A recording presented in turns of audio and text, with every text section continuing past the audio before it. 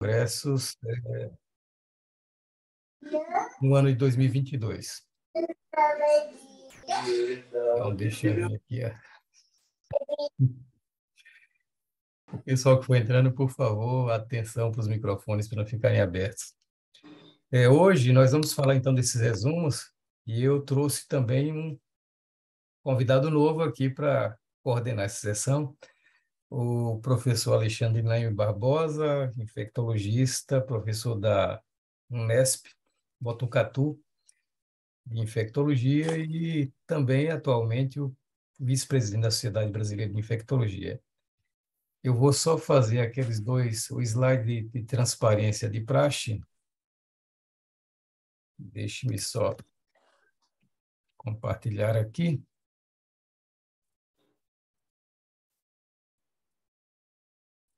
Estão vendo? Sim, estamos vendo.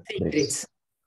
Pois bem, como vocês sabem, na verdade, esta é uma atividade organizada pela Fundação Brasileira de Infectologia, mas que recebe patrocínio da GSK Vivo, que faz um patrocínio, mas não tem qualquer interferência sobre o conteúdo que é exposto nessa atividade. Então, tudo que vai ser falado aqui, como eu sempre digo, é de responsabilidade pura e exclusiva dos palestrantes. E, sem mais delongas, eu passo a palavra para o Alexandre, para ele conduzir a sessão. Muito boa noite, Brits. É realmente um enorme prazer participar pela primeira vez desse encontro, o terceiro encontro desse ano, né? Série 3. Então, realmente é um enorme prazer estar com vocês. E hoje nós temos, então, um review, highlights de dois congressos que são fundamentais na atualização científica para nós que tratamos, para nós que cuidamos de pessoas vivendo com HIV, é o CROI e o IAS, o Congresso da IAS. Para falar dos highlights, dos destaques da CROI, nós temos hoje a professora doutora Mônica Gomes, ela que é professora de infectologia da Universidade Federal do Paraná. Então, Mônica, por favor, você está aí com os microfones e a tela para fazer a sua apresentação. Peço que vocês coloquem as suas dúvidas no chat, eu vou anotando, ou levantem a mão após a sessão para verbalizar suas perguntas, se assim preferir. Por favor, Mônica. Obrigada, Naime. Então, boa noite a todos. Agradeço o convite do Brits, né, para participar dessa série. É muito bom estar aqui de novo. A gente sabe que é uma oportunidade da gente fazer uma apresentação muito mais bate-papo, muito mais conversa, e como o Brits falou, totalmente independente. Isso sempre é legal, porque a gente acaba vendo aí o ponto de vista de todo mundo, e também as pessoas que estão aqui fiquem bem à vontade de participar. Então, mais uma vez, obrigada pelo convite, Brits. E coube a mim utilizar aí aproximadamente 20 minutos para falar sobre talvez os maiores highlights do CROI. Difícil, pessoal, difícil missão, tem muita coisa interessante. Mas eu tentei pegar alguns aspectos de tratamento de pacientes virgens, de pacientes muito experimentados, de prevenção e algumas coisas que eu achei particularmente interessante para que a gente possa debater nos próximos minutos. Então, vamos lá. Primeiro, a gente vai falar sobre terapia antirretroviral. Então, um dos estudos que foi apresentado no CROI esse ano sobre terapia antirretroviral que eu trouxe é o estudo Weissend. O estudo Weissend é mais um daqueles estudos realizados no continente africano de pessoas que utilizaram terapia antirretroviral tripla com tenofovir, disoproxil fumarato, TDF, 3TC e um não análogo, que poderia ser favirenz ou nevirapina, que foi o que a gente fez muito tempo aqui no nosso país. Esses pacientes falhando essa combinação tripla com o não análogo foram randomizados para algumas estratégias. Então, primeiro, se nesse momento de falha eles tivessem uma carga viral menor que 1.000, eles iam para o braço A e seriam randomizados, então, para um resgate na nova estratégia, digamos, né? A nova estratégia seria o falhar com não análogo e fazer um resgate com inibidor de integrase. Então, nesse braço de carga viral menor que 1.000 cópias, eles fariam resgate em ambos os braços com o âncora de dolutegravir e a dupla de análogos 3TC-TDF ou FTC-TAF, entre estabina e TAF. Já no outro braço, das pessoas que falhavam com carga viral mais alta, os pacientes eram então randomizados em 4 estratégias. Então, 2 estratégias eram aquelas convencionais, ou seja, pegar o paciente que falhou com não análogo e randomizar para receber resgate com inibidor de protease. Só que eles escolheram como resgate lopinavir, ritonavir, ou atazanavir, ritonavir. Oi, Naime? Tudo certo? O pessoal está me ouvindo? O microfone sim, aberto. O microfone aberto, desculpe. alguém que entrou, Mônica. Pode continuar. Desculpe, imagina. Então, o resgate com falha de não análogo, resgate com IP, que é o que a gente fez, que eu chamaria de estratégia clássica, a gente fez isso muito tempo, né? Sendo que o IP escolhido nesse estudo, que daí talvez isso aqui mude um pouco os resultados, ou pelo menos se distancia um pouco do que a gente está fazendo, que é o braço lopinavir, ritonavir com AZT3TC, ou outro braço com atazanavir, ritonavir com AZT e 3TC. E ainda nesse mesmo braço, nessa mesma categoria, né, de carga viral acima de 1.000 cópias, os pacientes receberiam, então, novamente, o resgate com dolutegravir numa estratégia de associação com TDF-3TC ou de entre estabina e TAF. E o objetivo principal do estudo é a avaliação de carga viral não suprimida, como nós fazemos, mas uma carga viral menor do que 1.000 cópias na análise de 144 semanas. Então, aqui a gente tem algumas análises, aqui a análise de 48 semanas, então, quando eu vejo por braço menor que 1.000 cópias ou por braço maior que 1.000 cópias e também por opção de tratamento, eu verifico que, em geral, os braços que utilizaram dolutegravir, seja na estratégia de menor que 1.000 cópias ou na estratégia acima de 1.000 cópias, tiveram uma resposta virológica e intenção de tratamento próxima de 85%, 83%, e na análise por protocolo, ou seja, aquelas pessoas que tomaram remédio desde o começo até o final, seguiram todos os procedimentos do protocolo, uma resposta virológica bem alta, acima de 95%. Em comparação, a gente percebe que os braços que utilizaram o inibidor de protease com AZT tiveram uma resposta virológica, especialmente no braço intenção de tratamento menor, mas aqui, se a gente olhar a supressão abaixo de 50 cópias no braço por protocolo também, e numa análise, né, e na análise estatística, a gente percebe que os braços dolutegravir TDF-3TC foram não inferiores a dolutegravir entre estabina e TAF, porém, quando a gente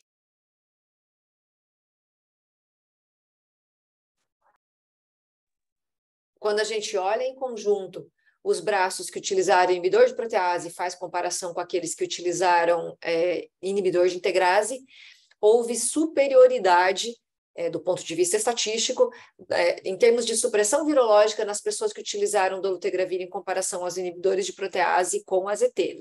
Lembrando que era lopina, atazana e AZT. Talvez seja uma combinação menos tolerável até em comparação ao que a gente vem utilizando, se a gente considerar darunavir e se a gente considerar tenofovir. Mas, de qualquer modo, confirmou aquela estratégia que a gente já sabe, aquela questão que os inibidores de integrase têm uma tolerância maior, né, melhor do que os inibidores de protease.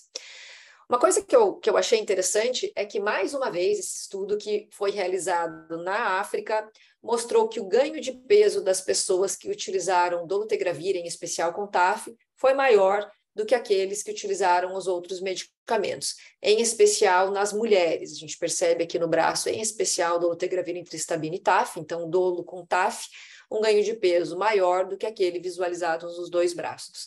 E isso, de novo, foi mais em mulheres, como a gente também já viu no estudo, no estudo Advance. A conclusão desse estudo é que o desfecho foi favorável para o uso de dolutegravir, e aqui a gente coloca, né, o XTC, considerando que esse X poderia ser um 3TC ou poderia ser um FTC, entre estabina ou lamivudina, e o TXF, que poderia ser o TDF ou poderia ser o TAF, depois de uma falha com não análogo. E como eu disse, houve maior ganho de peso em mulheres que utilizaram dolutegravir, em especial quando associado ao TAF, em comparação ao braço de inibidor de protease com AZT. O segundo estudo que eu selecionei é um estudo também de terapia antirretroviral, mas em pessoas com vírus multiresistente, né? Pessoas experimentadas a múltiplos esquemas antirretrovirais e que apresentem bastante resistência. A gente vai ver que o perfil de resistência é bastante extenso. Então, esse foi um estudo fase 2-3, ele foi publicado depois como fase 3. eram pessoas que tinham HIV com mais do que 400 cópias, tinham que ter resistência a pelo menos 2 agentes de 3 ou 4 classes principais de antirretroviral, então se a gente pegasse análogo, não análogo, IP, integrase, e tinham que ter menos do que 2 agentes completamente ativos para compor uma combinação de antirretroviral. Então, realmente, é um N pequeno, são 72 pessoas, mas é um perfil de paciente que tem muita resistência. Esses pacientes fizeram uma carga viral aqui no screening, e depois dessa carga viral realizada no screening, eles foram randomizados 2:1, primeiro para o braço randomizado, então, para utilizar lenacapavir, a terapia de base, a terapia que eles vinham falhando, com lenacapavir oral por 14 dias, o que foi chamado de monoterapia funcional, que é um termo que um monte de gente critica, né? Porque, em teoria, não é bem monoterapia, porque aquilo que está falhando, alguma atividade residual pode ter, mas nesse caso, como o paciente está claramente falhando, foi chamado de monoterapia funcional. E a comparação seria manter aquilo que já vem falhando mais o placebo de lenacapavir. Isso foi feito durante 14 dias. Depois desses 14 dias, os pacientes entravam para o período de manutenção, e a terapia de manutenção, depois dessa indução, para quem usou, né, lenacapavir indução oral 14 dias, passava para o lenacapavir subcutâneo a cada 6 meses, num segmento de 52 semanas, mais a terapia de base otimizada, ou seja, aquela genotipagem, ou aquela fenotipagem que eles fizeram na entrada do estudo, era utilizada pelo pesquisador para escolher o que tinha de melhor de antirretroviral residual, e junto com aquele antirretroviral se adicionava o lenacapavir subcutâneo a cada 6 meses.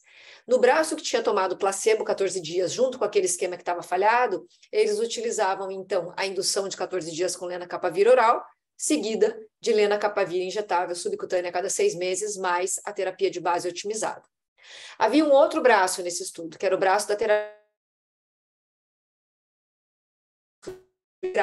para tomar lenacapavir oral mais terapia de base otimizada, ou seja, não tinha essa adição do lenacapavir no esquema que estava falhando, como a gente vê com 14 dias. Aqui já era a migração para terapia de base otimizada com lenacapavir oral 14 dias, e depois o paciente passava para uma fase de manutenção com lenacapavir a cada 6 meses, uma dose subcutânea, mais a manutenção da terapia de base otimizada. Bem, quando a gente olha o perfil desses pacientes, a gente vê aqui a idade, até eu penso que relativamente significativa a proporção de mulheres, eu até esperaria uma proporção menor, se a gente considerar o perfil, né, do estudo, mas o que eu acho interessante chamar a atenção é o tempo de diagnóstico do HIV. Então, todos esses pacientes têm diagnóstico há muito tempo, utilizaram muitos antirretrovirais anteriormente, e, em especial, quando a gente olha resistência a mais do que 2 medicamentos em cada classe, a porcentagem de pessoas que se encaixavam nesse critério era muito alta. Então, para análogo, praticamente 100%, para não análogo também, praticamente 100%, para inibidor de protease, pelo menos 60%, e para inibidor de integrase, pelo menos 60%. Então, são pacientes que realmente não têm opções de terapia antirretroviral e tem muita dificuldade na composição de um esquema antirretroviral. Lembrando que, muito provavelmente, se a gente for lembrar a cronologia da disponibilização dos antivirais, vários desses pacientes devem ser falhados a T20, porque a gente acabou usando muito T20 numa época que a gente não tinha muito medicamento para formar um esquema que protegesse, né, a atividade do T20 na terapia combinada. E vejam só que coisa interessante. Quando a gente olha a eficácia por supressão virológica, considerando cada um dos grupos, a resposta virológica, tanto em 26 semanas e aqui no braço randomizado, 52 semanas, é bastante significativa, né? A gente volta para um perfil de paciente muito experimentado, tendo tanta satisfação de ver resposta virológica significativa quando a gente teve no trio no passado, quando a gente tinha muito pouca resposta virológica, até que chegaram, né, os 3 antivirais em combinação, darunavir, etravirina e raltegravir, e a gente passou a ter 80%, 90% de carga viral indetectável numa população muito falhada. Se a gente for ver hoje, os nossos pacientes muito falhados hoje, eles não têm essa possibilidade. E com a chegada de novas classes, como o lenacapavir, a gente percebe que possivelmente a gente vai ter essa possibilidade. Então, uma resposta virológica realmente impressionante para paciente tão falhado. E aí volta aqueles conceitos do passado, né? Quantos agentes ativos na terapia de base otimizada eu tenho que ter para adicionar o lenacapavir como um novo agente e ter uma resposta virológica favorável? Então, vejam só, quando eu não tinha, né, nenhum agente ativo, né, na minha terapia otimizada, e acrescentei o lenacapavir, aqui a gente vê a porcentagem de pacientes com carga viral indetectável, e aqui depois, muito melhor, quando eu passei a ter pelo menos 2 agentes completamente ativos, e o meu terceiro agente foi o lenacapavir. Entretanto, do ponto de vista de falha virológica com resistência, a gente já tem dados desse estudo, em especial nos pacientes que não tinham um OBR, não tinham uma terapia de base otimizada com medicamentos ativos. Então, se a gente for ver das 8 pessoas que tiveram mutação de resistência, que conferiu resistência ao lenacapavir, a gente vê que 4 desses pacientes tinham nenhum agente que tivesse atividade no OBR, ou seja, o lenacapavir ficou mais sozinho, digamos, e também pacientes que tiveram dificuldade com a adesão à terapia de base otimizada, e tomaram mal o comprimido, deixaram o lenacapavir agindo 6 meses, e aí tiveram resistência adquirida. Do ponto de vista de segurança, não se percebe nenhuma reação adversa que chame atenção, que seja do medicamento, ou que pelo menos seja frequente, e com relação à reação no site de injeção, né, que é uma coisa que a gente sempre se preocupa com os long-acting, então ter reação no local onde é feita a infusão do medicamento, isso aconteceu muito pouco, e teve um paciente que descontinuou em 52 semanas por ter sentido ali a injeção, a reação no sítio da injeção subcutânea. Saindo dos multi-experimentados, vamos para outros pacientes. Então, eu volto para o estudo SALSA, que é um estudo que a gente falou bastante esse ano. O estudo SALSA é um estudo que pegou pacientes que estavam em terapia antirretroviral inicial ou tinham trocado terapia antirretroviral por intolerância e não por falha, então não tem história de falha, e que utilizavam uma terapia tripla antirretroviral, tinham carga viral suprimida há pelo menos 6 meses e foram randomizados para, em estudo aberto, continuar fazendo aquilo que já faziam de antiviral ou trocar para a terapia dupla com dolutegravir 3TC, coformulado em um comprimido só, na apresentação do Dovato. Essas pessoas, como eu falei, não podiam ter falhas, eles poderiam estar na segunda combinação de antirretroviral, se eles tivessem trocado por intolerância e não por falha, mas não deveriam ter história de falha comprovada ou suspeita, resistência comprovada ou suspeita no passado. Esse estudo já foi apresentado, o resultado virológico do dolutegravir 3CC em terapia dupla foi não inferior a continuar a terapia tripla, mas essa apresentação do CROI é uma análise pós-hoc, uma análise que não tinha sido inicialmente planejada, avaliando o resultado da carga pró-viral, do teste de resistência do DNA pró-viral da entrada do estudo, lembrem que eles tinham carga viral indetectável na entrada do estudo, e o perfil mutacional desses estudos, dessa análise basal, comparado com a resposta virológica que os pacientes apresentaram.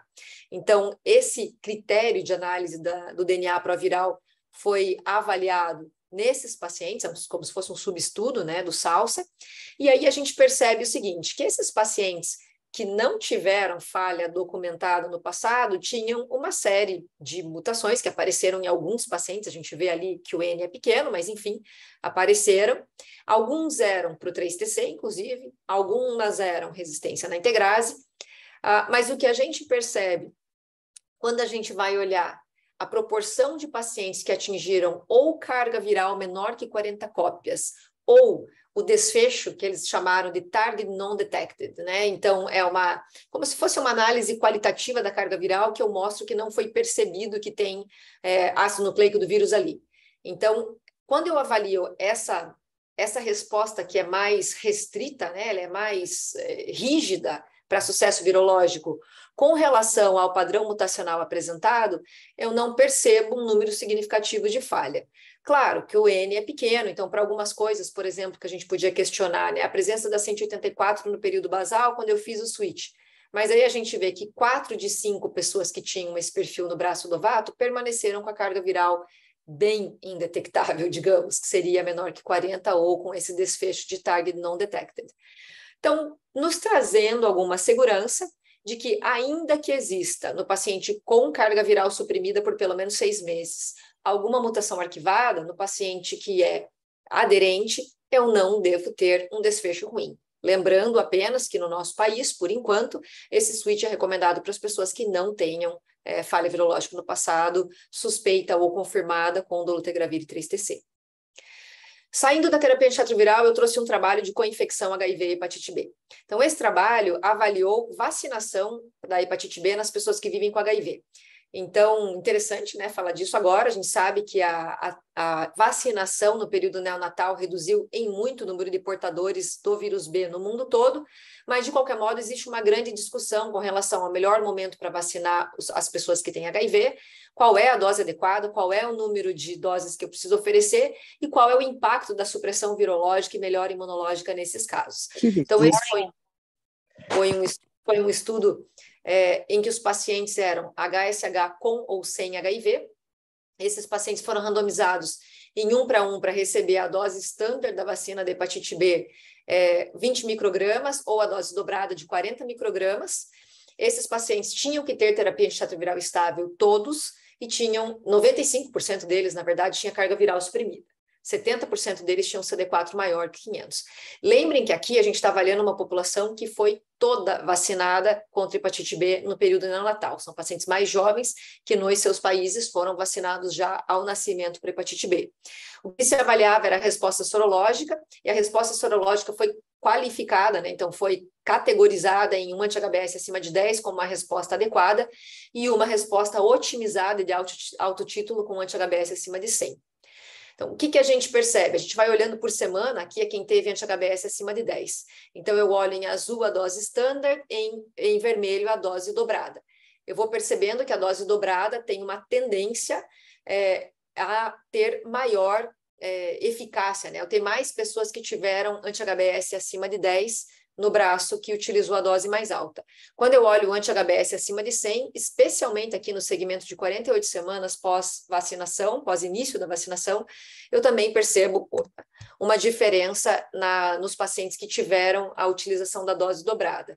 Então, esse estudo, a gente sabe mais ou menos que a gente vem fazendo já essa dose dobrada, mas esse estudo vem para reforçar que pessoas que já vacinaram no momento neonatal e que vão fazer reforço, os pacientes que tinham viremia suprimida, que tinham CD4 acima de 500 e que vacinaram com dose dobrada, tiveram tanta resposta quanto aqueles que não tinham HIV, sugerindo que o melhor momento para a gente vacinar contra hepatite B, os nossos pacientes que iniciam terapia antirretroviral, se for seguro, considerando que vários tomam tenofovir, e o tenofovir sim protege contra hepatite B, a lamivudina não necessariamente, mas o tenofovir sim, esses pacientes poderiam ser vacinados de forma mais otimizada depois que tiverem supressão virológica e tiverem um CD4 melhor, não necessariamente acima de 500, mas nesse estudo em particular, um CD4 mais alto também mostrou maior sucesso.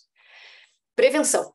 De prevenção, eu selecionei o estudo HPTN 083, que foi atualizado no CROI. Então, relembrando que estudo é esse. O HPTN 083 é um estudo que incluiu pessoas HIV negativas, que eram HSH ou mulheres transgênero, que tinham mais de 18 anos de idade, alto risco para infecção por HIV, não tinham coinfecção com hepatite B ou C e não tinham contraindicação à injeção no glúteo, não tinham nenhuma doenças ou tatuagens no glúteo que pudessem confundir com injeção, com o sítio de reação, enfim, trazer mais reação adversa às injeções glúteas, e não tinham epilepsia por uma questão de interação medicamentosa. Esses pacientes foram randomizados para receber aquilo que é o tradicional da PrEP, então PrEP com entericidabina e TDF, mais placebo de cabotegravir, ou receber cabotegravir num período inicial de terapia oral com placebo de Truvada. Depois, eles passam por uma fase 2, em que se passa a utilizar o cabotegravir long-acting, né, de longa ação, injetável intramuscular a cada 2 meses, e os demais pacientes do outro braço fazem a PrEP oral. Esses pacientes depois passaram por uma fase unblinded, né, por uma fase não cega, e aqui eles fazem uma atualização de todo o estudo, pegando aqueles pacientes, as infecções que aconteceram na fase 1, na fase 2, e as infecções por HIV e risco de resistência nas 2 fases. Então, na primeira fase, havia ocorrido 14 infecções por HIV nas pessoas que utilizaram PrEP com cabotegravir e 41 infecções nas pessoas que utilizaram a PrEP com Truvada. Já depois, acrescentou-se 11 infecções por HIV no braço cabotegravir e 31 no braço truvada. Então, se eu for somar, né, meu resultado combinado, eu tenho 25 infecções ao longo do período de segmento, que foi mais ou menos 4 anos, aqui a gente faz uma relação por pessoa ano, do cabotegravir, das infecções por HIV nas pessoas que utilizaram cabotegravir injetável, uma injeção intramuscular a cada 2 meses, em comparação àquelas que utilizaram a PrEP oral, favorecendo, sem dúvida, o cabotegravir, tornando essa estratégia de PrEP não só não inferior, mas superior àquela de terapia oral. Problemas. Então, nada é tão fácil na nossa vida, né? Infectologia é uma especialidade nada monótona, mas existem alguns problemas. Então, tem algumas coisas engraçadas ou difíceis de explicar que aconteceram nesse estudo. Eu não trouxe aqui, mas já do ano passado, em alguns congressos, já foi apresentado que alguns pacientes a gente conseguia explicar bem por que eles não respondiam, porque eles faltavam no dia da injeção, eles atrasavam, eles utilizavam medicamentos proibidos e violavam o protocolo, por exemplo. Aí eu tinha interação medicamentosa, não tinha eficácia do medicamento. Mas tem alguns pacientes que vieram certinho para fazer todas as injeções, são poucos que falharam dessa forma, mas ainda assim falharam. Uma outra coisa que se percebeu com o cabotegravir é que o cabotegravir fazia com que essas infecções tivessem uma viremia muito baixa e essa aquisição da infecção pelo HIV com cabotegravir retardava a produção de anticorpo anti-HIV. E com isso, eu demorava para fazer diagnóstico. Eu mantinha o paciente mais tempo fazendo cabotegravir preventivo, monoterapia, quando o paciente já estava infectado. Por isso, se recomendou que, para usar esse medicamento, se utilizassem testes moleculares. Então, nesse estudo, eles verificaram quais pacientes, então, ao todo, que adquiriram HIV e mantiveram cabotegravir e fizeram uma análise genotípica para perceber que tipo de mutação de resistência apareceu, se a gente tem resistência na integrase ou não. Então, 7 participantes receberam cabotegravir long-acting depois da infecção pelo HIV, 5 conseguiram amplificar a genotipagem e tinham resistência na integrase, 2, como a carga viral era baixa, eles não conseguiram amplificar. E quando a gente olha resistência, aconteceu resistência para inibidor de integrase, mas, de qualquer forma, esses pacientes, considerando o perfil de resistência, têm opção de tratar com as outras classes. E aí, eles até recomendam que se utilize um método molecular altamente sensível para fazer diagnóstico, eles sugerem aqui técnicas que são qualitativas, mas ponderam uma questão que a gente pode pensar e debater depois, que é, devido à alta eficácia dessa estratégia, ainda que eu não tenha esse teste para fazer triagem da minha população, talvez ainda assim valha a pena oferecer cabotegravir injetável, especialmente para quem não se adapta ou não é aderente para terapia oral diária. Enfim, em conclusão, né, o mundo é dos long-acting. Quando eu fui revisar o que eu ia apresentar, vou dizer para vocês que tudo praticamente era long-acting. Então, só para citar o que não deu tempo, eu citaria o Calibrate, que é um estudo de lenacapavir subcutânea a cada 6 meses em virgem de terapia. O desenho do estudo é dificílimo de entender. Eu realmente espero que a gente vá ter uma resposta de qual é a melhor forma de usar a lenacapavir. Porque tem lenacapavir com entristabina e TAF, tem com entristabina e TAF, mas numa estratégia aqui diferente, que vai migrar para BIC, um outro vai migrar para TAF, tem oral diário. Então, difícil. A gente vai ter que aprender uma nova forma de prescrever. O Atlas 2M, que é de tratamento com cabotegravir e rilpivirina, mostrando em 152 semanas já carga viral não detectada em 86% aproximadamente, mostrando sucesso nessa estratégia a cada 2 meses. E, de novidade, doravirina long-acting subcutânea, que no PROI foi estudado em ratos, e que certamente em ratos mostrou evitar a infecção pelo HIV em ratos humanizados e que deve vir depois para a fase clínica. Só para terminar, tem uma citação que eu queria fazer rapidinho. No CROI, apresentaram um estudo de cabotegravir e rilpivirina em adolescentes. E daí eles colocaram o depoimento dos pais desses adolescentes. Então, eles falam ali que os pais estão tentando dar independência para a criança, mas não querem deixar de dar remédio para a criança, porque tem medo que a criança não tome, e que então os long-actings para adolescentes seria muito bom, porque daí eu sei que ele vai ter independência dele, eu vou dizer, ó, vai lá tomar o seu shot, mas eu só vou ter que pegar no pé dele um dia a cada 2 meses. E esse estudo avaliou a satisfação das crianças e dos pais em tomar cabotegravir e rilpivirina e não terapia oral todo dia, e não é difícil adivinhar que eles acharam que era muito melhor, e na grande maioria das vezes era melhor, para não precisar tomar remédio todo dia. Muito obrigada, e vamos lá para o Brits.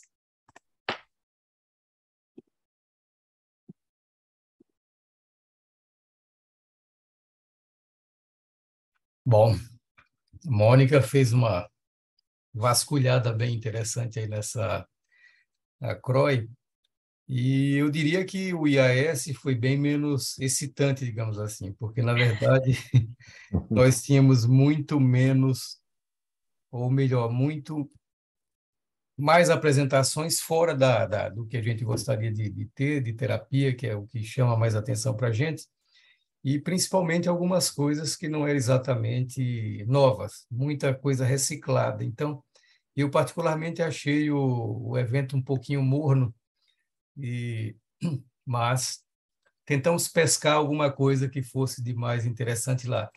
Vamos começar com prevenção. Mônica colocou algumas coisas aí. Primeiro, o HPTN é onipresente. Todo congresso você vai ter uma atualização, isso é importante. Mas o que trouxe talvez diferente aqui é o mesmo grupo lá da França, principalmente, uma abordagem diferente para PrEP, onde você, na verdade, tenta prevenir as infecções bacterianas, aquelas mais, não exatamente as infecções que nós estamos acostumados a pensar em PrEP, que é basicamente viral. Eles pegaram homossexuais masculinos, mulheres trans com HIV, está o planejado 390, isso não está ainda completo, e pessoas que estavam recebendo PrEP. E randomizaram 2-1. O grupo de 2 receberia doxiciclina como PEP, depois, até 72 horas depois que ele tivesse um contato sexual desprotegido. O segundo grupo não receberia PEP com doxiciclina, só o padrão de tratamento. A mesma coisa no grupo aqui. E, basicamente, o que eles queriam ver era a incidência de gonorreia, clamídia ou sífilis durante os testes quadrimestrais que eles faziam. E o que é que se observou? Isso é um dado muito interessante, porque, na realidade, mostra a potencialidade dessa abordagem. Então, a gente pode ver aqui nesse gráfico à esquerda que esse aqui é o grupo que recebeu doxiciclina como PEP, e aqui o grupo padrão.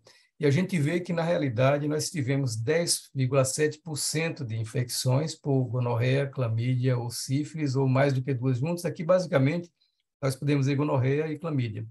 E olha aqui o grupo que não tomou PrEP, ou PEP, na realidade. Isso no grupo de PrEP, que usou doxiciclina ou não, como PEP. Nós temos 31,9% de infecções, bem mais. A diferença aqui, inclusive, nós temos um mix de sífilis sozinha, clamídia sozinha, gonorreia, uma mistura de tudo isso aqui.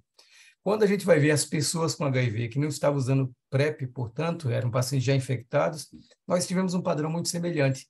Aqueles que usaram doxiciclina, em torno de 12%, apresentaram uma infecção, pelo menos, uma IST, contra 30,5% daqueles que, na verdade, não tinham utilizado a PEP.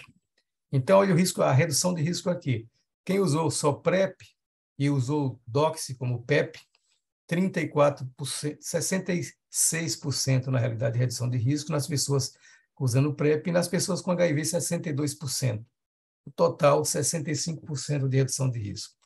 Então, isso mostra, isso foi tudo altamente significativo quando se considera gonorreia, clamídia ou sífilis.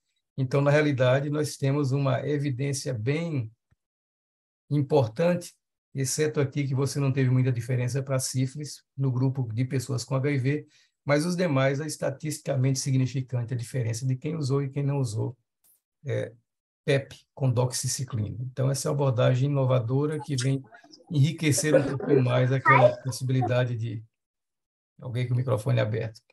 Bom, uma das coisas que preocupa quando você usa essa abordagem é de resistência.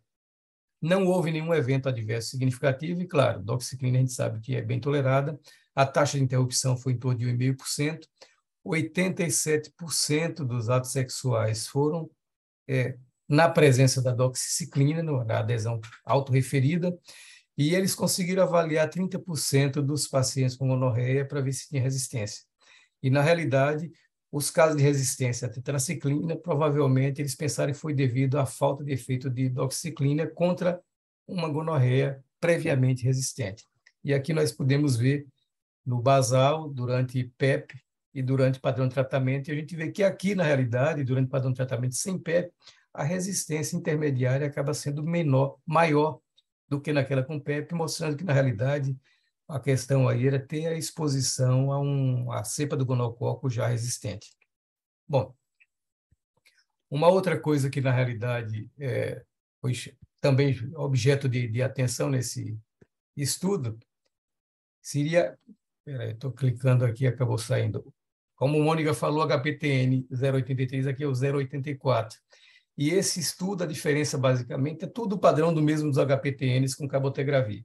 Eles usaram cabotegravir aqui para tratar mulheres cis.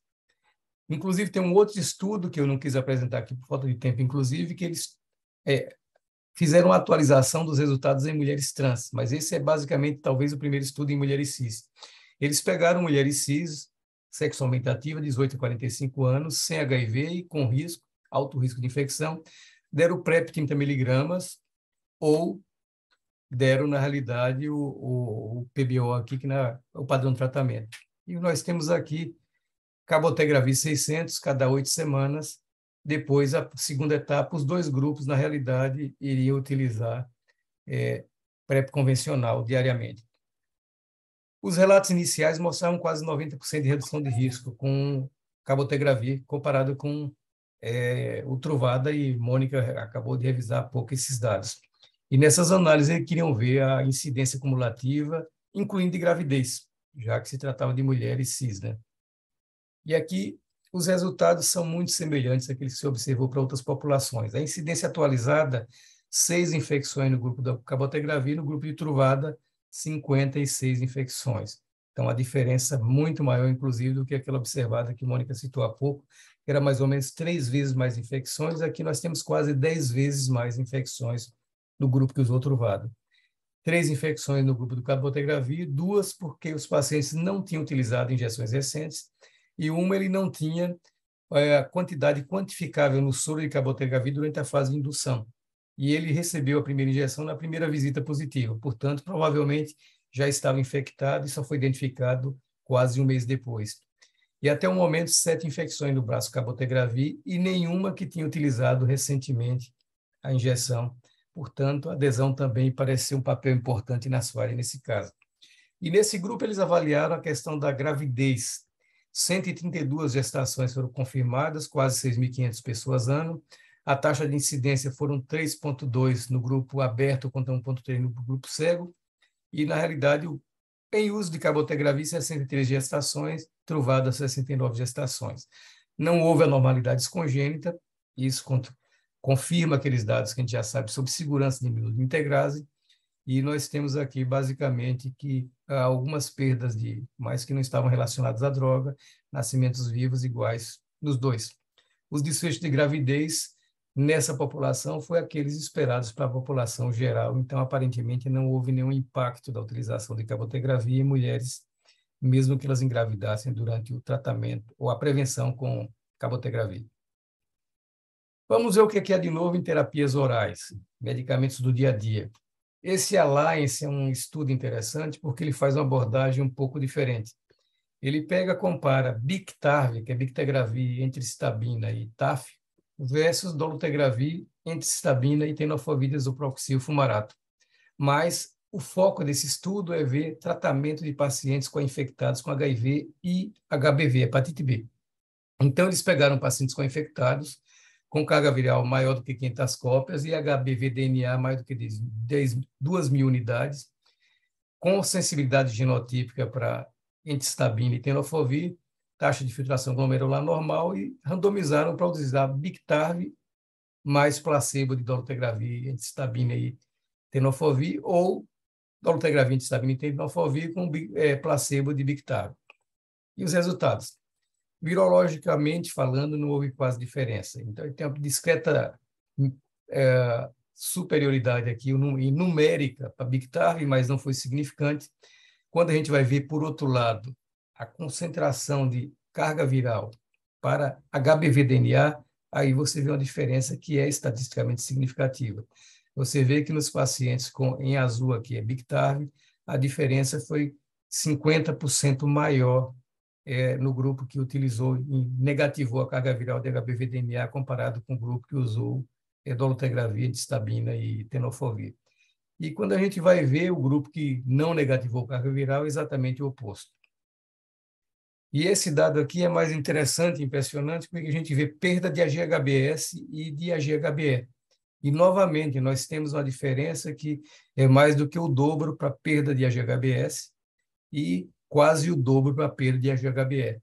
Então, a soroconversão, que é uma coisa que é relativamente rara na nossa população de co-infectados, aconteceu em 8,4% para anti-HBS nos pacientes com Biktarvy contra 3,3% nos pacientes com dolutegravir e Truvada. E a soroconversão para anti-HBE, essa foi mais do que o dobro no grupo de Biktarvy comparado com o grupo que usou dolutegravir. Então, na realidade, aparentemente, há um melhor desempenho do 3 em 1 utilizando Biktarvy e TAF comparado com dolutegravir e Truvada nessa população de co-infectados.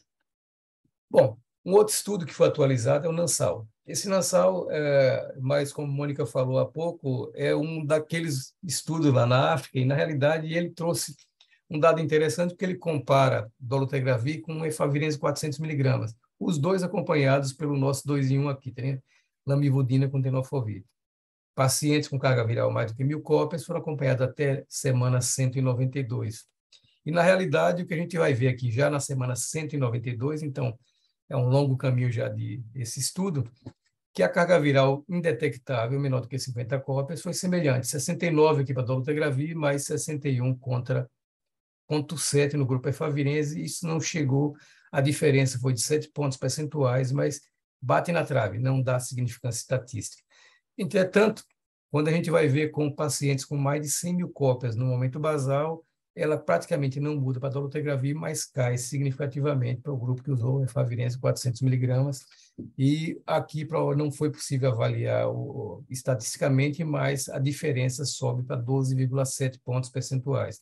Então, a supressão virológica, como esperado, foi mais rápida em quem usou dolutegravir, na semana 48, e pacientes com menos de 100.000 cópias com efavirenz, a supressão virológica foi menos durável. Na semana 48, eles tinham 84%, na 192 caía para 77%, enquanto que no dolutegravir, ou nos pacientes com carga viral menor do que 100.000 cópias, 64 versus 87. Segurança do NANSAL não teve nenhum dado novo. Basicamente, o que já se sabia, inclusive em relação às gestações, não houve diferença significativa de um lado para o outro, mas, de novo, aquela questão que o NANSAL e o Advance lançaram há algum tempo atrás, que é a questão do ganho de peso. E a gente vai ver que, após 192 semanas, o ganho de peso no grupo dolutegravir foi de 7 quilos, variando de 3 a 13 quilos, e no grupo efavirenz foi de 5 quilos, variando de nenhum até 10 quilos. Isso foi altamente significante. Em mulheres, o ganho de peso aqui, mais do que 15%, aconteceu em 43% no grupo dolutegravir contra 31% no grupo de efavirenz, também significativo, e, na realidade, isso confirma aqueles dados iniciais que esse estudo mostrava, que pacientes nesse grupo que utilizaram dolutegravir engordavam mais do que aqueles que usaram efavirenz 400 miligramas. E quando você ajustava a diferença no IMC, isso mais 0,9, por exemplo, variando de 0,4 a 1,4. Então, as conclusões do NANSAL: os dois foram eficazes para pacientes virgem de tratamento, mas as taxas de supressão virológica foram maiores com dolutegravir ao longo do tempo, principalmente para quem tinha carga viral mais elevada na entrada. Os pacientes com carga viral mais alta falhavam mais com efavirenz no longo prazo, então mostrando que a durabilidade era menor, e o ganho de peso foi maior no grupo com dolutegravir comparado com o grupo efavirenz, principalmente entre mulheres. Esse outro estudo Simples HIV, 84 semanas, ou semana 144, também já um longo prazo de segmento, é um estudo que pegava pacientes indetectáveis e fazia uma randomização para simplificar, para dolutegravir com antistabina, com monitoramento, e aqui o monitoramento centrado no paciente, aqui mantinha o esquema anterior com padrão de monitoramento ou monitoramento centrado no paciente. É uma abordagem um pouquinho mais individualizada, e o que eles observaram é que, ao longo de 3 anos, mudar para dolutegravir ou antistabina foi não inferior a continuar com a terapia antirretroviral anterior. E dos que recebiam até mantiveram a terapia, 66% já estavam em inibidor de integrase e 25% em não nucleosídeos, e 6,4% em IPs com todos associados com dois análogos. E aqui nós temos que a carga viral indetectável foi um pouco mais de 80% para em torno de quase 90% para o grupo dolutegravir e um pouquinho menor para o grupo que manteve o esquema atual. A diferença não foi significativa, embora puxasse um pouquinho para o lado do inibidor da integrase. E esse estudo é diferente dos outros, do Nansal, que a gente citou há pouco, porque o ganho de peso após 144 semanas, a gente vê aqui que, inicialmente, homens, principalmente, ou mulheres que utilizaram dolutegravir, aparentemente vão ter um ganho de peso maior. Mas todos, após 144 semanas, convergem para o mesmo ponto. Então, na realidade, depois desse período, homens ganharam, em média, 2,3 quilos e mulheres 2,6. Não houve diferença entre os braços do estudo, não houve diferença na eventos adversos ou na qualidade de vida. Então, esse é um estudo que mostra que, na realidade, esse ganho de peso não parece uma coisa uniforme e vai depender, provavelmente, também do ambiente em que isso aconteceu. O Andes é outro estudo de simplificação, mas dessa vez usando darunavir. Então, eles pegam um estudo randomizado também, de fase 4, eles pegaram pacientes com mais de 1.000 cópias de carga viral, que não tinha resistência no momento basal, e randomizaram para receber darunavir com entristabina mais 3-TC. Isso aqui é uma combinação de darunavir, ritonavir mais truvada, né? Entristabina e 3-TC aqui, ó, combinado uma vez ao dia. E aqui embaixo nós temos darunavir com ritonavir de 800, 100 também, assim como aqui em cima, só que com 3-TC e tenofovir. Quando eles vão olhar, basicamente, os dados dos pacientes eram muito semelhantes, não tem diferença entre os grupos, a randomização foi bem feita, só chamando a atenção que o número de pacientes, a proporção com menos de 200 células de CD4 era muito baixa, como na maioria dos estudos, e em torno de 20% a 25% em carga viral, maior do que 100.000 cópias nos diversos grupos. Os desfechos, carga viral indetectável, 91% versus 93%. Essa diferença, apesar de pequena, foi significativa. Isso aqui foi maior para o grupo que utilizava darunavir, ritonavir, mais 3-TC e tenofovir. Aqui, na realidade, falei lá em cima, tem entristabina, era só terapia dupla, darunavir, ritonavir com 3-TC. Carga viral menor do que 50 cópias, praticamente idêntica aqui, 98% com 99%. E esse estudo aqui, quando você pega mais de que 100.000 cópias, foi ligeiramente maior para o grupo de 3 drogas, mas não atingiu significância estatística. E quando a gente vai ver, na realidade, resistência foi muito baixa, nenhum paciente apresentou resistência durante o tratamento. A emergência de resistência, o ganho de CD4 também foi bastante semelhante. Os dados de segurança, a única diferença, a possibilidade de um evento adverso de grau 2 ou 3 foi maior no grupo com 3 drogas, como esperado, e, na realidade, a única outra coisa aqui, que a dor abdominal e a epigastralgia, foi mais frequente também no grupo de 3 drogas, comparado com de 2. O restante dos eventos adversos foi basicamente muito semelhante entre os dois grupos. E aqui, sumarizando os resultados virológicos. Pela população, por ITT, intenção de tratar quer dizer, quando você não tem o dado, considera como falha. Foi basicamente o mesmo, 93% contra 91%. Por protocolo, aqueles pacientes que estavam usando medicação no momento, exatamente o mesmo, 99% contra 98%. E por intenção de tratar na população com mais de 100.000 cópias, 90% contra 87%. Então, basicamente, a mesma coisa, não houve diferença significativa, importante, mostrando que, na realidade, a simplificação com esta abordagem de 2 drogas com darunavir também pode ser uma alternativa interessante em alguns cenários. Por outro lado, quando a gente vê mudanças lipídicas, nós observamos que, de novo, o tenofovir tem um papel de proteção. As mudanças em colesterol total, HDL, LDL e triglicérides foram maiores no grupo de darunavir com 3-TC, comparada no grupo que tinha darunavir 3-TC e tenofovir. Então, na realidade, o efeito hipolipemiante do tenofovir, que a gente já conhece, que faz essa diferença, mas a variação, exceto em triglicéridos, que foi de 56 aqui, não chega a ser muito significativa do ponto de vista clínico, quando consideramos pacientes dentro das faixas de normalidade. Bom, as conclusões do Andes. A iniciação da terapia com darunavir mais 3-TC não foi inferior com 3 drogas, darunavir, ritona, 3-TC e tenofovir após 1 ano. A proporção de supressão virológica foi muito parecida, ou foi atendida a margem de não inferioridade, e a carga viral menor do que 50 cópias foi muito semelhante, na realidade, entre os dois grupos, com poucas falhas virológicas e uma boa tolerabilidade para terapia dupla.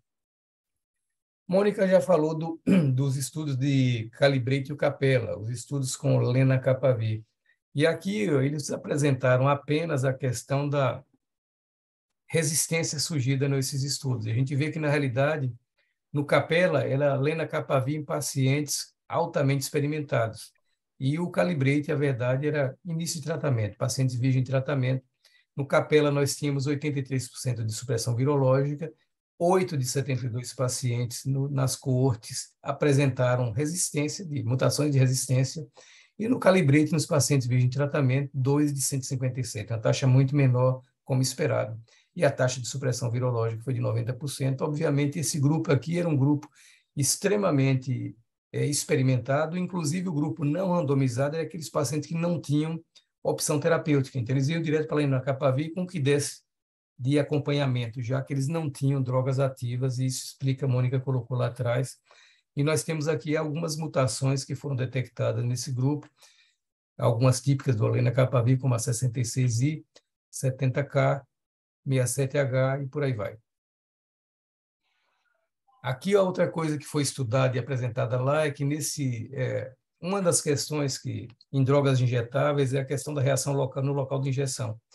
E o que é interessante é que após a primeira injeção subcutânea, você tem um percentual de pacientes que chegou até próximo de 20%, que apresentavam reação de grau 1 e menos pacientes com reações mais sérias. Isso vai caindo ao longo do tempo. O principal foi inchaço, eritema 15%, dor em 14%, nódulo em 22%, induração em 10%.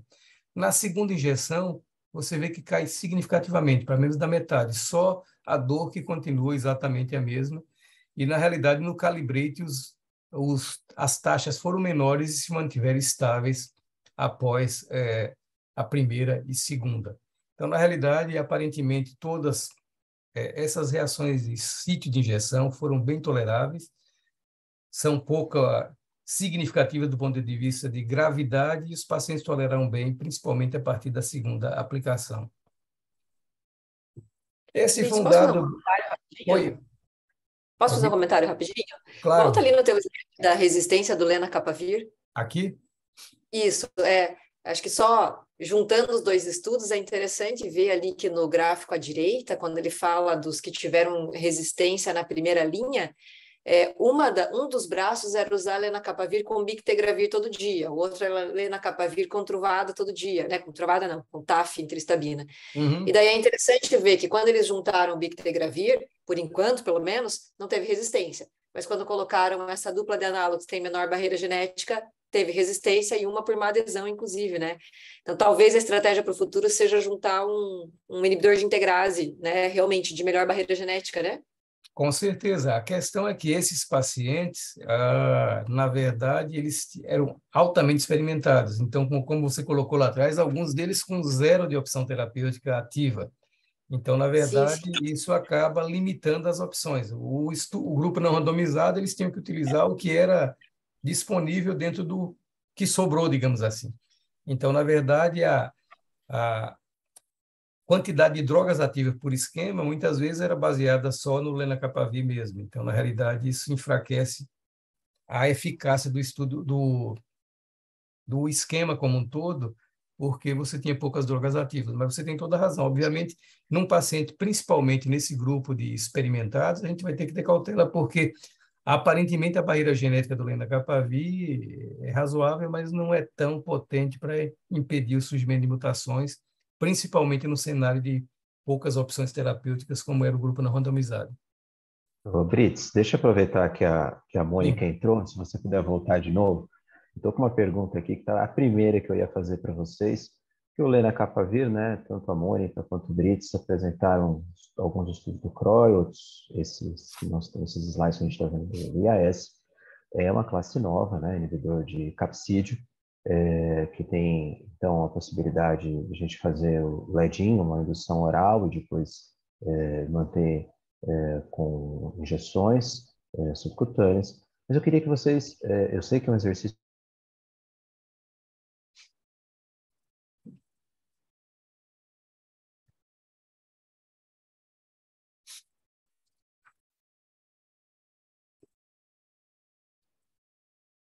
do lenacapavir. Como é que vocês enxergam o lenacapavir em relação à potência e barreira genética? Eu acho que potência ele mostrou que é uma droga extremamente potente. Agora, a barreira genética é uma coisa que ele provavelmente é uma Naime, tá barreira me ouvindo? genética Eu intermediária. tô, acho que foi o Brits que deu uma travada, viu? Vocês estão me ouvindo? É, Oi, até Brits. Oi, Brits. Oi. se Bem, você quiser, vou falar de barreira genética. Vocês estão conseguindo ver ainda Brits, não, não, caiu e cortou um pouquinho a tua fala também. Se puder falar da potência de novo? Pois é. pode começar do começo, viu, Brits? Porque acabou Deixa eu cortando tudo. fazer o share screen novamente aqui. Mas foi uma Falar pergunta da barreira que genética, enquanto o Brits coloca ali, tá? Então, tanto o cabotegravir quanto o lenacapavir, por enquanto, Naime, eu tenho uma impressão, mas é impressão, né? Porque tem pouco dado, que seja algum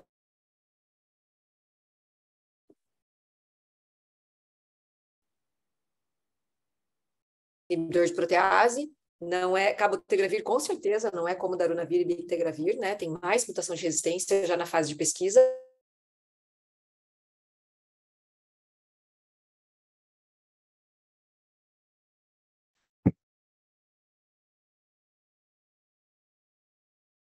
Oi, pessoal, estão me vendo?